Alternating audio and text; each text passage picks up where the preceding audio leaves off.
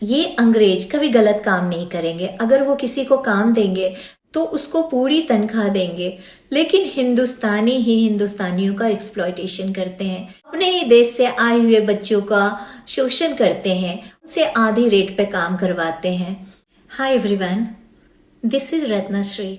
क्या आपकी भी जिंदगी में कभी कभी ऐसा दिन आता है जब आप सोचते हैं कि कब ये दिन खत्म हो, एक नया सवेरा हो पॉजिटिव एनर्जी के साथ? तो कल का दिन मेरे लिए ऐसा ही था, जिसे मैं शेयर करना चाहती हूँ। मंडे का दिन खासकर सभी लोगों के लिए मुश्किल दिन होता है, और अगर आप विमेन हो, वर्किंग विमेन हो, तो ये और भी डिफिकल्ट हो जाता है। तो कल मैं हाउस को नाइस एंड टाइडी करके ऑफिस पहुंची। ऑफिस आवर्स मेरा 8 घंटे का होता है। करीब 1 घंटे बिटवीन 8 to 9 मैंने काम किया। उसके बाद मैं अपने रूम से बाहर निकली। जब आप बाहर निकलते हैं तो आपको पीछे से डोर को क्लोज करना होता है सेफ्टी के पर्पज से, क्योंकि सारे फाइल्स खुले होते हैं, कंप्यूटर ऑन होता है। लेकिन ऑफिस में वापस अपने कमरे में जाने लगी, वो दरवाजा ही नहीं खुल रहा था। तभी ऑफिस के क्लीनर ने बताया कि वो जो स्वीपिंग ब्रश होता है उसने डोर के पीछे रख दिया था, शायद वही गिर गया और वो डोर एंड कबर्ड के बीच में आ रहा था। मैंने बहुत कोशिश की, डोर नहीं खुल रहा था, वो ओनली ½ इंच खुल रहा था। हमने पुश किया, हमें लगा कि शायद वो स्वीपिंग ब्रश खिसक जाए, शायद वो टूट जाए और हमारी डोर खुल जाए, लेकिन इम्पॉसिबल था। मैं वहां स्टक हो गई। मैं कुछ भी नहीं कर सकती थी कि मेरे घर की, मेरी कार की चाबी, मेरे कोट, मेरे वॉलेट, सभी कुछ ऑफिस के अंदर था। अब मैं सोच रही थी अगर मैं वॉक करके भी घर जाऊं तो बिना कोट के इस ठंड में मैं नहीं चल सकूंगी रोड पे। अगर टैक्सी बुलाती भी तो घर की चाबियां नहीं थी मेरे पास, और मेरे फोन भी अंदर थे। क्लीनर का फोन लेकर के मेंटेनेंस डिपार्टमेंट को फोन किया। वो कह रहा आपके ऑफिस की सारे विंडोज बंद है, तो हम विंडोज के थ्रू भी नहीं जा सकते हैं। सारे विंडोज में सिक्योरिटी लॉक लगे होते हैं, उसके ग्रिल में सिक्योरिटी लॉक लगे होते हैं, जिसे खोलना इतना आसान नहीं होता। एनीवेज, मेंटेनेंस डिपार्टमेंट का जो पर्सन था उसने सारे लॉक स्मिथ को फोन किया। बहुत ही मुश्किल समय था मेरे लिए, क्योंकि मेरा ब्रेकफास्ट और लंच भी अंदर ही था। ब्रेकफास्ट भी मैं ऑफिस आकर ही खाती हूँ, लेकिन मैं बार बार अपने आप को समझा रही थी कि लोगों के लाइफ में इतनी बड़ी बड़ी परेशानियां आती है, मेरे लिए तो एक छोटी सी बात है। लॉक स्मिथ ने कहा कि मैं 1 घंटे के अंदर आऊंगा, तब तक 2 बज गए थे। जब तक लॉक स्मिथ आया उसे भी 1 घंटे कम से कम वो डोर खोलने में लगे थे। तो ऐसा होते होते 4:30 हो गया। 4:30 तक मैं पूरी भूखी प्यासी वहां खड़ी रही। मैं 6 o'clock योगा क्लासेस लेती हूँ ऑफिस के बाद एवरी मंडे, और वहां जाने में मुझे 1 आवर लगता है। बिना खाए पिए अपनी कार उठा करके योगा क्लास लेने पहुंच गई। और आपको तो पता है कि अगर आप योगा टीचर हैं तो लोग आपको गुरु की तरह ट्रीट करते हैं।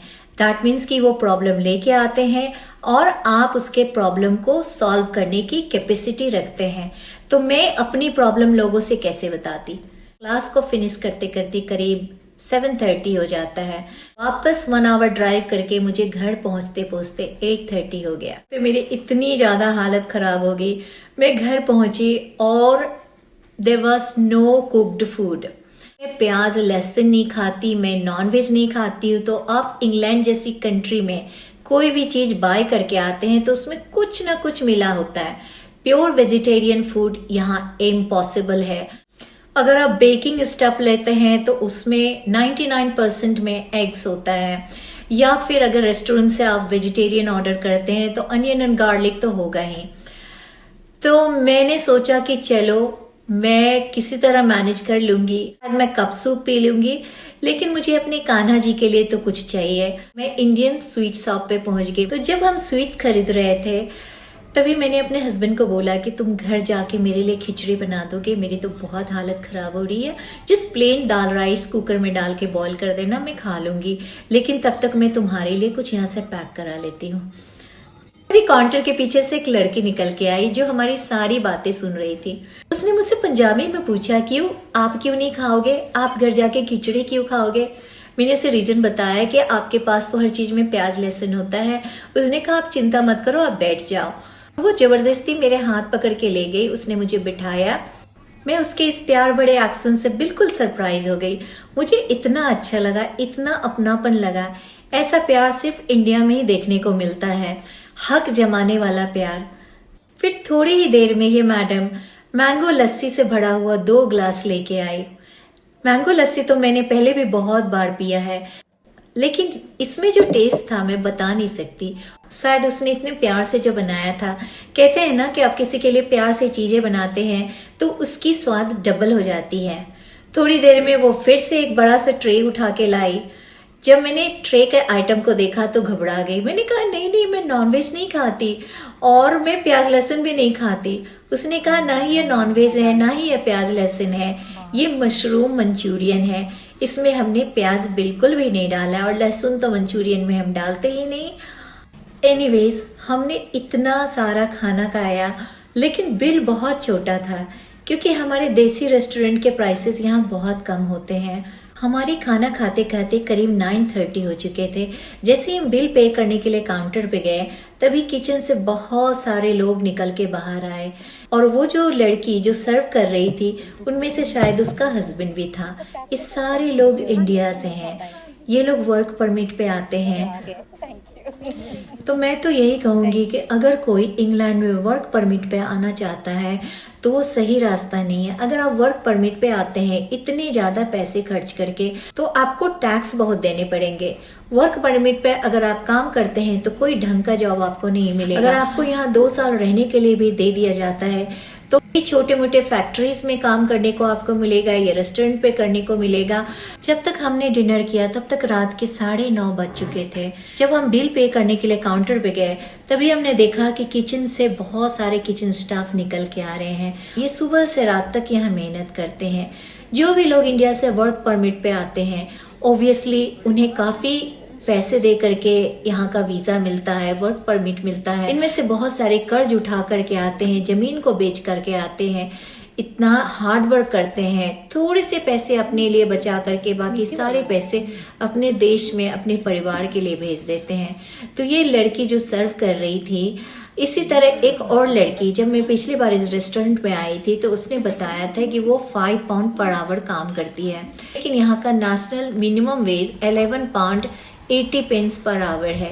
दैट मीन्स वो आधे से भी कम रेट में काम करती है। फिर भी वो खुश हैं कि कम से कम उन्हें काम तो मिल जाता है।